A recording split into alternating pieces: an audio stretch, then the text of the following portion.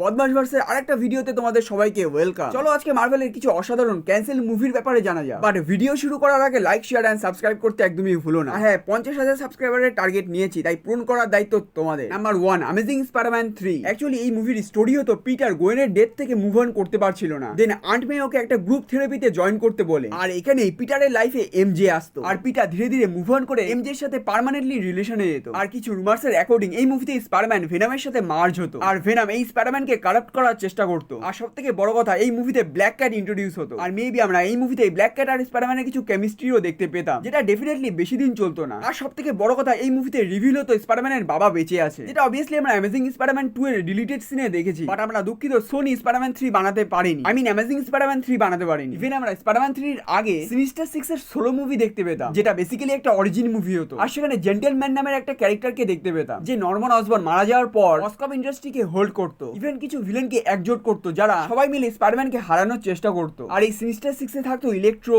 Vulture, Green Goblin, Doctor Octopus, Venom আর Rhino. আর এই মুভিতে সবকিছুর মাস্টারমাইন্ড হতো এই gentleman character. Number 2, Sam Raimi Spiderman 4, যেটার জন্য আমি জানি প্রত্যেকটা স্পাইডারম্যান ফ্যান্স ওয়েট করছে। ওয়েল, সনি পিকচার মার্চ 2009 এ কনফার্ম করেছিল যে 2011 6 মে স্পাইডারম্যান 4 রিলিজ হবে। আর এই মুভির ভিলেন হতো ভালচার। ইভেন এই মুভিতে ব্ল্যাক ক্যাটকে ইন্ট্রোডিউস করা হতো, যে বেসিক্যালি ভালচারের মেয়ে হতো। আর এই মুভিতে মেবি আমরা স্পাইডারম্যান আর ব্ল্যাক ক্যাটের কেমিস্ট্রি দেখতে পেতাম। এছাড়া এই মুভির স্ক্রিপ্টও রেডি হয়ে গেছিল, আর শুটিং এর কিছুদিন বাকি ছিল। বাট এন্ডিং অ্যামেজিং স্পাইডারম্যান 1 এর জন্য স্পাইডারম্যান 4 ক্যান্সেল হয়েছে। আই থিংক কি প্রত্যেকটা স্পাইডারম্যান ফ্যান্স টুবি ম্যাকগুয়ারের স্পাইডারম্যান দেখতে চায়। ইভেন স্যাম রেমি নিজেও বলেছে যে উনি স্পাইডারম্যান 4 বানাতে চায়। এছাড়া পার্সোনালি আমার মনে হয় সোনি বেকার মুভিগুলো বাদ দিয়ে যদি স্পাইডারম্যান 4 বানায়, তাহলে বক্স অফিস ফাটিয়ে দেবে। বাট গুরু, এই ব্যাপারে আমি অবশ্যই তোমাদের ওপিনিয়ন জানতে চাই, তাই কমেন্ট করতে একদমই ভুলো না। বাট আরো কিছু মার্ভেলের ক্যান্সেল মুভি আছে, সেগুলো আমি পার্ট 2 তে বলবো, তাই সেগুলো জানার জন্য অবভিয়াসলি সাবস্ক্রাইব করতে একদমই ভুলো না।